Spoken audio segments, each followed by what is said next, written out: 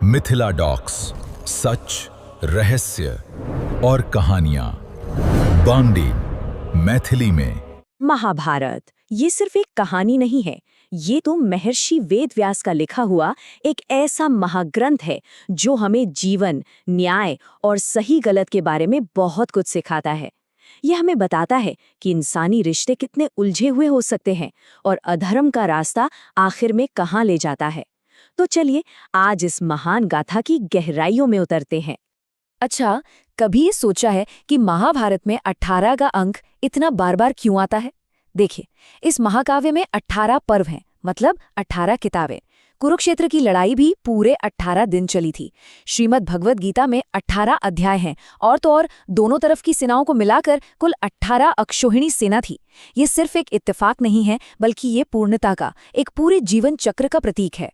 तो कहानी की शुरुआत होती है हस्तिनापुर के कुरुवंश से। ये वो राजपरिवार है जिसके अंदर का झगड़ा, जी हाँ, एक पारिवारिक झगड़ा, इस पूरे महाकाव्य की जड़ में है। एक ऐसा झगड़ा जो आगे चलकर एक बहुत ही भयानक युद्ध की वजह बनता है। तो अब देखते हैं कि इस झगड़े के बीच पड़े कहाँ से। इसकी शुरुआत होती है दो तरह के चचेरे भाइयों के जन्म से। एक तरफ थे धृतराष्ट्र के 100 बेटे, जिन्हें हम सब कौरवों के नाम से जानते हैं, और दूसरी तरफ थे पांडु के 5 बेटे, जो पांडव कहलाए। देखिए, लड़ाई कभी एक दिन में नहीं होती। इसकी जड़ें बहुत गहरी थीं और एक एक करके कई घटनाओं ने इस आग को भड़काया।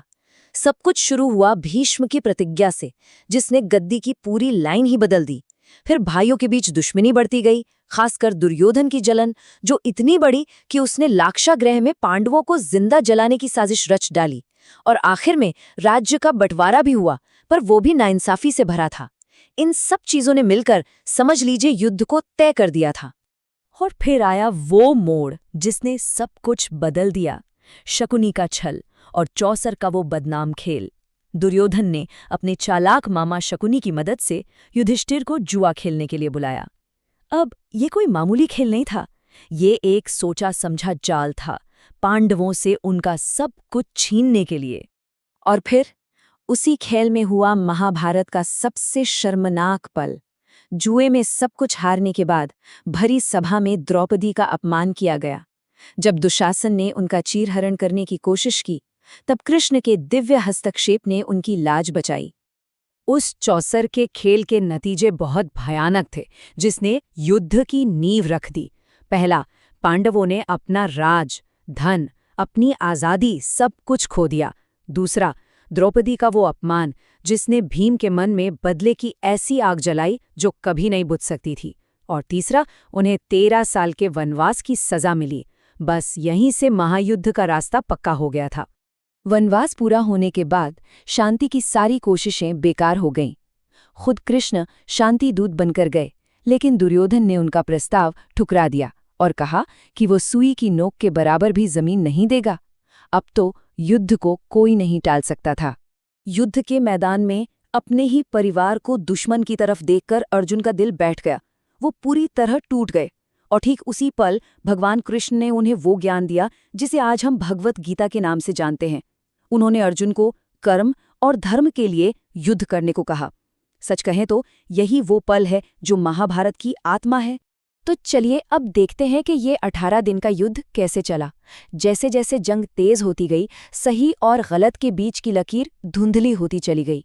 युद्ध के नियम एक एक करके तोड़े जाने लगे। इस युद्ध में किसी का भी दामन पाक साफ नहीं रहा। धर्म का अपमान दोनों तरफ से हुआ। एक तरफ कौरवों ने निहत्थे अभिमन्यु को चक्रव्यूह में घेर कर मारा, जो कि युद्ध के नियमों के बिल्कुल खिलाफ था। तो दूसरी तरफ पांडवों ने भी गुरु द्रोण को हराने के लिए एक झूठ का सहारा लिया। ये दिखाता है कि युद्ध में नैतिक गिरावट किस हद तक हो चुकी थी। कौरव सेना के बड़े बड़े सेनापति एक एक करके गिरने लगे। 10वें दिन भीष्म बाणों की शैया पर आ गए। 15वें दिन छल से द्रोणाचार्य का वध हुआ। 17वें दिन कर्ण निहत्था मारा गया और 18वें दिन भीम ने नियम तोड़कर गदा युद्ध में दुर्योधन का अंत कर दिया। हर मौत पांडवों को जीत के करीब तो ले जा रही थी, पर इसके लिए धर्म को भी ताक पर रखा गया। युद्ध खत्म हो चुका था, पांडव जीत गए थे, लेकिन ये एक ऐसी जीत थी जिसकी कीमत इतनी बड़ी थी जिसकी कोई कल्पना भी नहीं कर सकता। युद्ध के मैदान में जीत के जश्न की जगह सिर्फ मातम और तबाही बची थी। इस तबाही का अंदाजा गांधारी के दुख से लगाया जा सकता है, जो युद्ध के मैदान में अपने 100 के 100 मरे हुए बेटों के लिए रो रही थीं। ये एक ही तस्वीर ये बताने के लिए काफी है कि वो जीत कितनी खोखली थी। अपने दुख और गुस्से में गांधारी ने इस सब के लिए कृष्ण को जिम्मेदार ठहराया और उन्होंने एक ऐसा जबरदस्त श्राप दिया जिसने न सिर्फ कृष्ण बल्कि उनके पूरे यदुवंश का भविष्य हमेशा के लिए लिख दिया। युद्ध खत्म होने का मतलब हिंसा का खत्म होना नहीं था। अश्वत्थामा ने रात के अंधेरे में पांडवों के बेटों को मार डाला। फिर वक्त के साथ गांधारी का श्राप भी सच हुआ।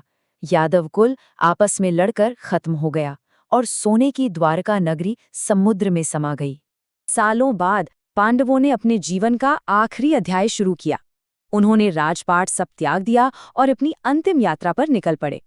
ये उनके धर्म के प्रति अटूट विश्वास को दिखाता है। 5 पांडव, द्रौपदी और उनके साथ एक वफादार कुत्ता, सब हिमालय की तरफ अपनी अंतिम यात्रा पर निकल पड़े। इस यात्रा को महाप्रस्थान के नाम से जाना जाता है। उनका लक्ष्य था कि वो इसी शरीर में स्वर्ग में प्रवेश करें। स्वर्ग के दरवाजे पर युधिष्ठिर की आखिरी परीक्षा हुई, जब उनसे कहा गया कि वो अंदर आ सकते हैं, लेकिन उनके साथ आया कुत्ता नहीं, तो उन्होंने अंदर जाने से साफ इनकार कर दिया। उन्होंने दिखाया कि सच्चा धर्म हर जीव के प्रति वफादारी में है, चाहे वो कोई भी हो। और आखिर में युधिष्ठिर ने स्वर्ग में प्रवेश किया, जहां वो अपने भाइयों और प्रियजनों से फिर से मिले। और यही इस पूरे महाकाव्य का अंतिम संदेश है कि जिंदगी में चाहे कितनी भी तकलीफें और दुख क्यों ना आएं, अगर धर्म का मार्ग ना छोड़ा जाए तो अंत में सच्ची विजय और मोक्ष जरूर मिलता है।